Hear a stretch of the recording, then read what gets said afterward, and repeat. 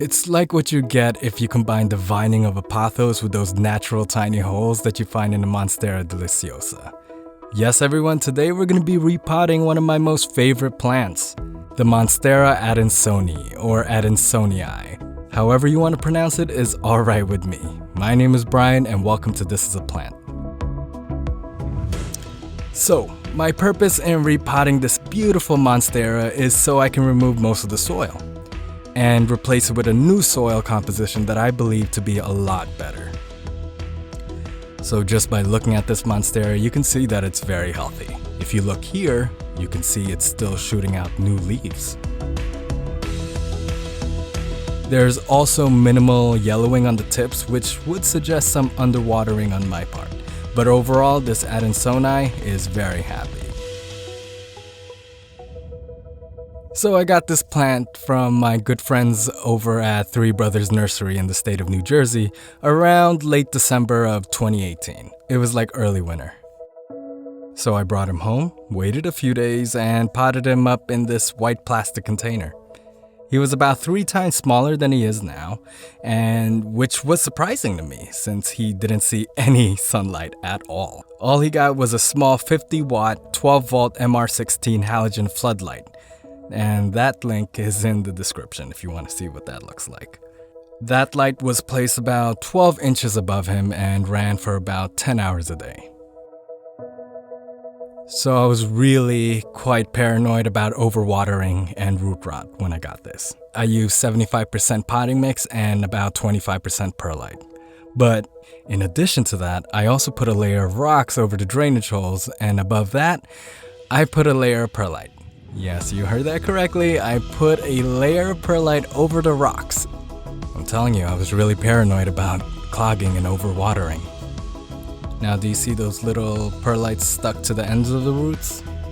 Yeah, that's that layer of perlite the roots pass through to suck up water from the reservoir of this self-watering container, which is pretty common for most plants, even if they're not pot-bound. They just go where the water is.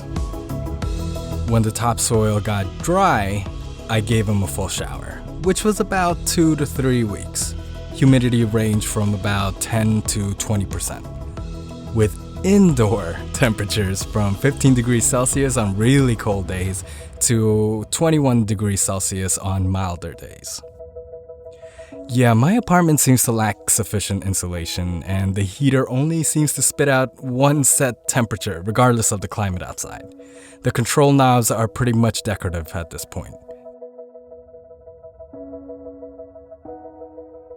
Look, I don't know about you, but I really love looking and playing with roots. It's like a structured mess of evolution, if that makes any sense at all. It's really amazing if you think about it.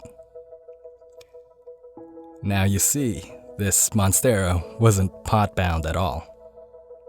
If there's one thing to know about me, yeah, I'm a perfectionist. You ever heard that old adage, if it ain't broke, don't fix it? Yeah, I'm more like, if it ain't broke, I'm gonna improve the hell out of it anyway. But I'm so confident in this new mix that I'll know that this Monstera is gonna really appreciate it. But now, let me tell you about this new potting mix that I've been using for all my new plants, and I've just been replacing all my older plants with too.